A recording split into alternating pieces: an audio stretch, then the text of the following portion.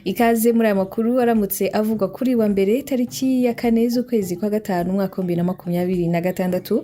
Ni amakuru ari kuvugwa ku mbuga nkoranyambaga zitandukanye. Ndaza kukubwira ko Perezida Paul Kagame yashimiye mugenzi we wa Tanzania amwizeza kandi ubufatanye bugamije iterambere. Turaza kandi no kugaruka ku rujijo ku musore w'i Rwamagana waburiwe irengero ku munsi w'ubukwe bwe. Tuze no kubabwira ko mu mpera z'iki cyumweru gishize humvikanye inkuru nyinshi z'ibyago aho mu karere ka Burera inkuba yishe abagabo babiri. Ntabwo ari aho gusa kubera ko no mu karere ka Kirehe hari umuturage washumbushijwe inka 25 nyuma y'uko inkuba imwiciye amatungo 33.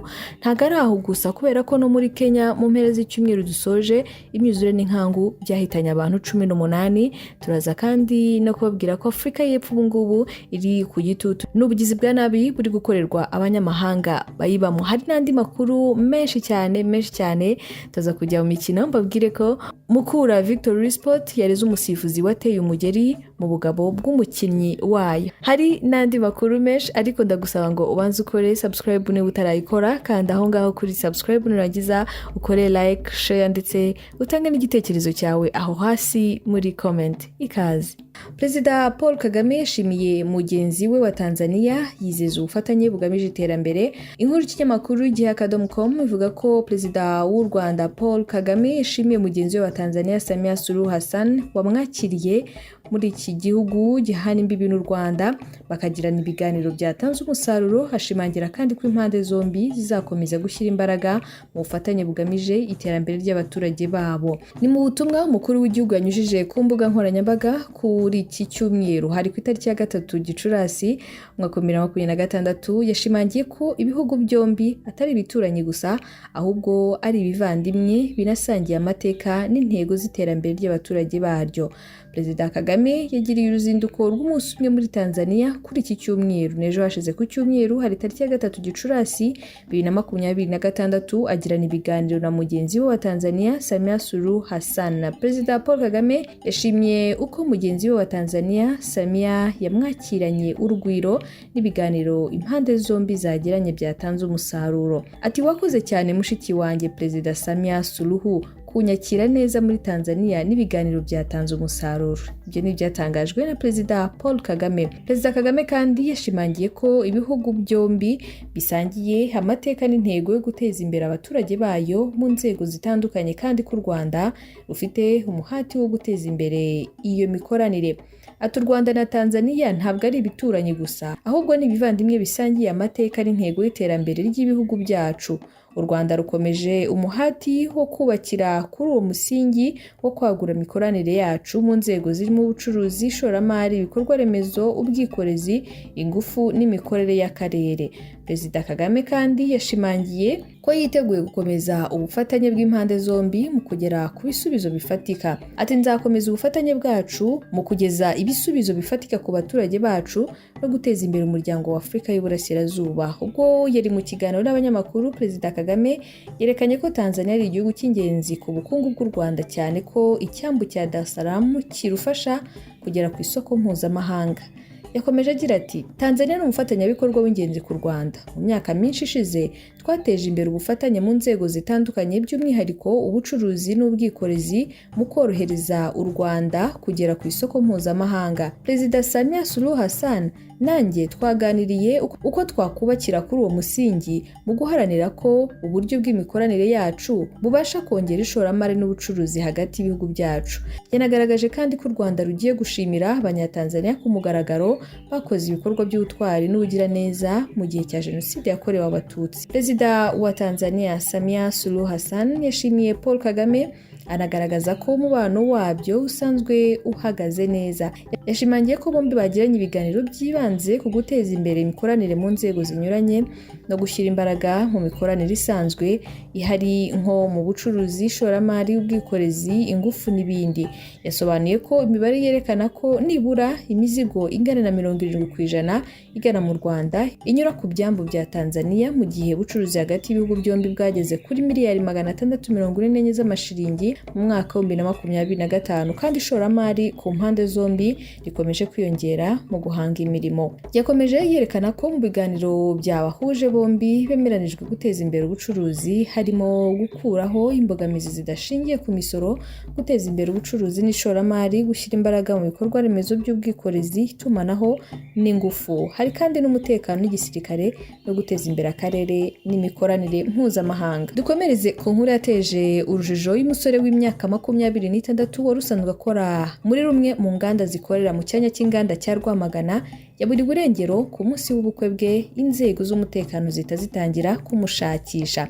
Uyu musore yaburiwe irengero guhera mu rukerera rwo ku itariki ya 2 Gicurasi, aho rero yashakishijwe aho yari atuye mu murenge wa Mwurire mu kagari ka Bishenyi akabura. Mu butumire bw'ubukwe bwari buherutse kujya hanze bugaragaza ko we n'umugeni we bari kuzakora ubukwe ku itariki ya 2 Gicurasi, ni kwa gatandatu y'icyumweru gishize. Gusaba no gukwa byari kubera mu nzu mberabyombi ya Regina Pacis Rambura mu karere ka Nyabihu. Ubwo bamwe mu bari kumuherekeza bari bamaze kwitegura, bahamagaye umusore kuri telefone baramubura. Icyatunguye abaturage nuko imodoka zari kubatwara zari zahageze hagana saa 9 z'ijoro, ariko ngo bahamagaye umusore baramubura, banarebye aho yabaga ntibahamusanga. Umunyamabanga nshingwabikorwa w'umurenge wa Mwurire Rugengamanzi Steven yabwiye ikinyamakuru Igihe dukesha iyi nkuru ko amakuru y'ibura ry'uwo musore bayamenye, ndetse bakaba basabye umuryango we gutanga ikirego kugira ngo inzego z'umutekano zibafashe kumushakisha. Atejo twahawe amakuru n'ubuyobozi bw'umudugudu batubwira ko hari umuturage uhacumbitse wari ufite ubukwe wagombaga kujya gukura umugeni Nyabihu mu murenge wa Rambura wabuze. Gusa ngo kuri uwo munsi umusore yahamagaye umukobwa amubwira ko abona ko ubukwe bwabo hari abantu babwivanzemo. Guhera icyo gihe yahise akuraho telefone. Gitifu Rugengamanzi yavuze ko basabye umuryango w'umusore kujya gutanga ikirego kugira ngo inzego z'umutekano zibafashe mu kumushakisha.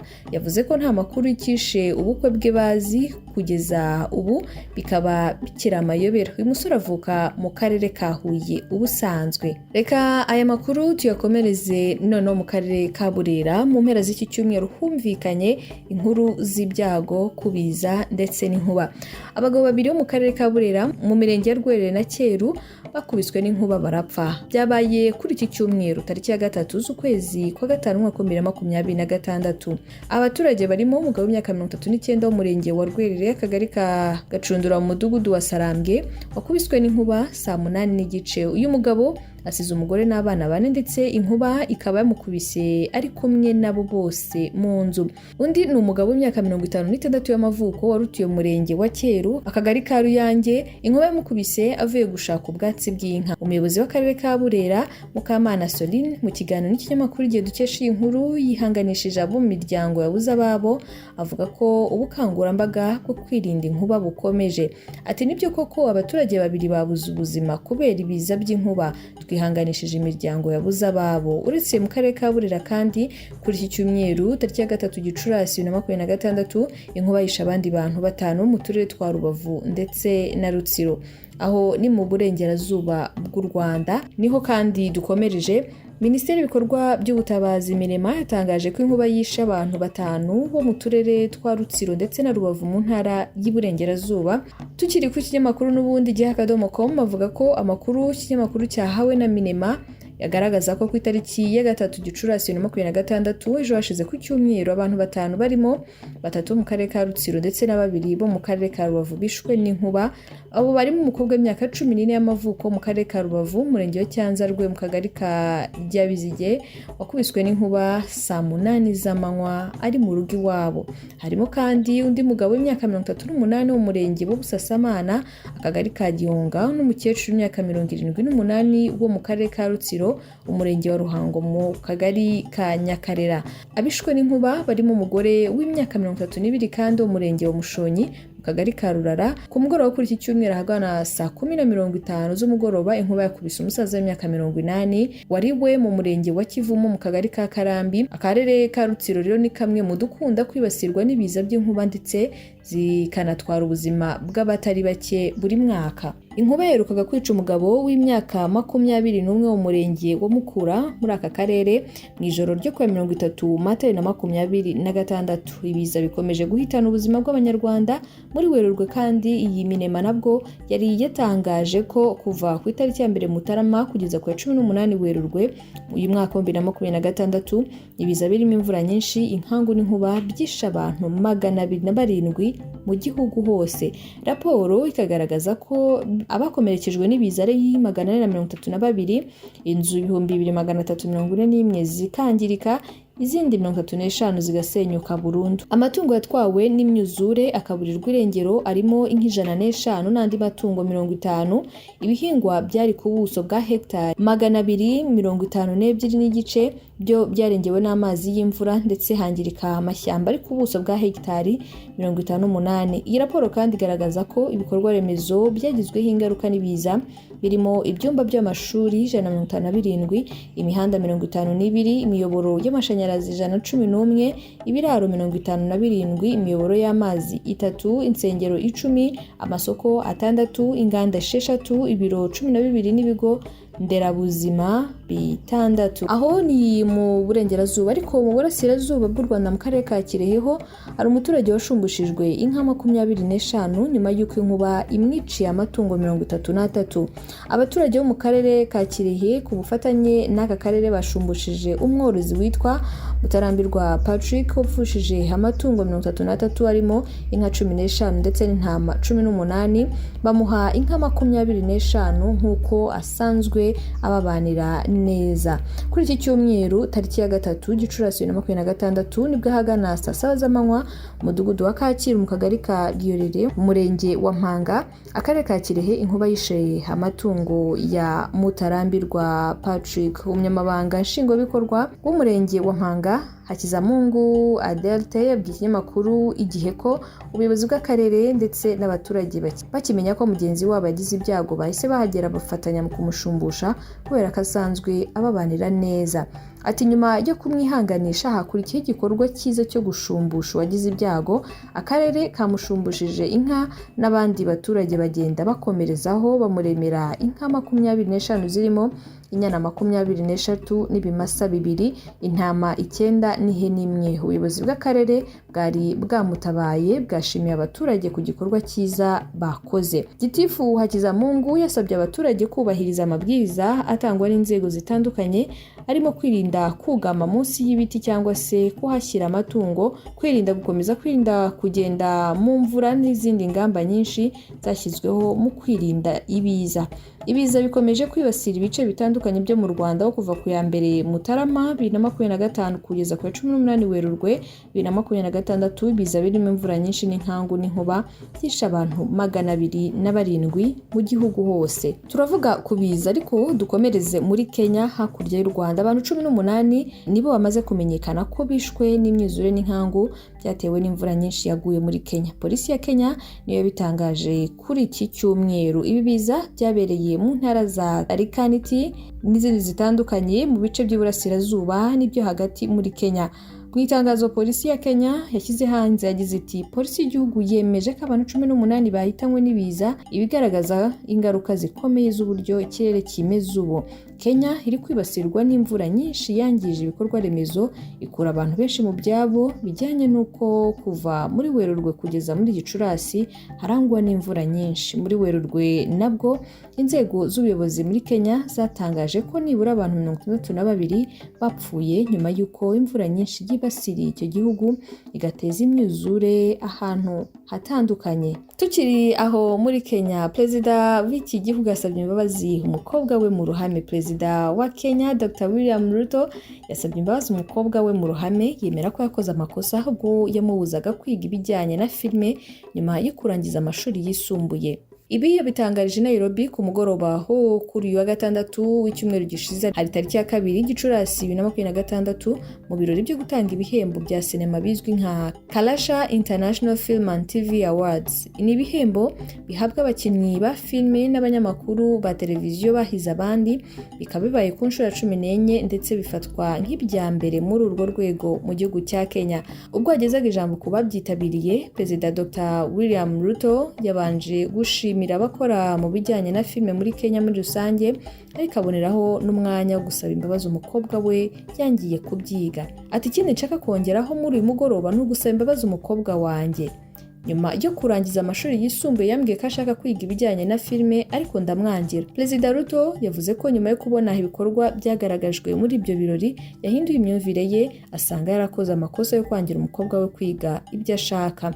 Ati nyuma yo kureba ibyo mwagaragaje uyu mugoroba nasanze naribeshye, nari kumureka akiga ibijyanye na filime. Yaje kwiga ibijyanye no gutunganya imbere mu nyubako, ariko niba ari kundeba aho ari hose namenye ko yari afite ukuri, ahubwo njye nkaba naribeshye. Perezida Ruto yashimangiye kandi ko ubukungu bushingiye ku buhanzi muri Kenya bufite uruhare rukomeye mu iterambere, kubera ko bufasha urubyiruko gukoresha impano zarwo rukihangira umurimo rutiriwe rusaba kandi kazi. Yagaragaje ko muri urwo rwego leta ya Kenya yashyizeho inzego nshya zirimo ishami rishinzwe ubukungu bushingiye ku buhanzi, ndetse ko hanashyizweho ishami ryuzuzanya n'iryo mu biro by'umukuru w'igihugu. Yongeyeho ko hari gahunda y'uko 30% by'amatangazo yamamaza atangwa n'inzego za leta muri Kenya azajya anyuzwa ku mbuga zinyuranye z'ubuhanzi. Asaba kandi ko inteko ishinga amategeko yakwihutisha itegeko rijyanye n'uru rwego kugira ngo harusheho kurindwa uburenganzira bw'abahanzi. Reka dusoreze muri Afurika y'Epfo.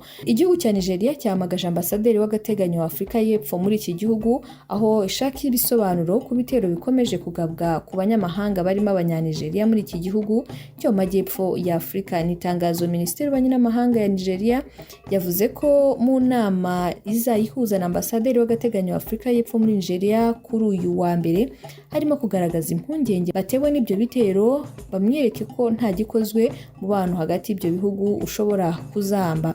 Tangazo riti ibiganiro bizibanda ku bikorwa byibasira amatsinda y'abimukira ndetse n'ibikorwa by'ubugizi bwa nabi byagiye byibasira abanyanigeria no kwibasira ibikorwa byabo by'ubucuruzi. Mu byumweru 2 bishize byibuze hamaze kwicwa abanyanigeria 2 n'abanya-Ethiopia 4.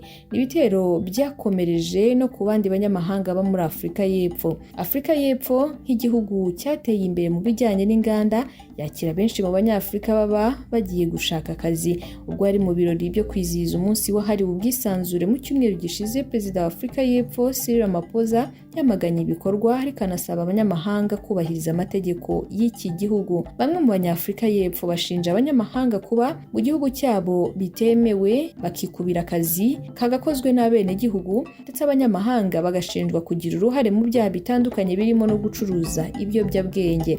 Hari amatsinda y'abantu adashaka abanyamahanga maze iminsi ababuza kujya mu bitaro, mu mashuri ndetse no gushaka izindi serivisi, abanyamahanga bagasabwa ibyangombwa. Mu kwezi gushize igihugu cya Ghana nacyo cyahamagaje intumwa ya Afurika y'Epfo muri iki gihugu nyuma y'uko hagaragaye amashusho y'umunyegana uba muri Afurika y'Epfo ari gucunaguzwa. Ngaye nguko n'ayo makuru aramutse avugwa muri aya masaha. Ndakwibutsa kanda kuri subscribe niba utarabikora, nagize ukore like, share ndetse utange n'igitekerezo muri comment. Reka nsoreza aha dusubire mu masaha ari imbere.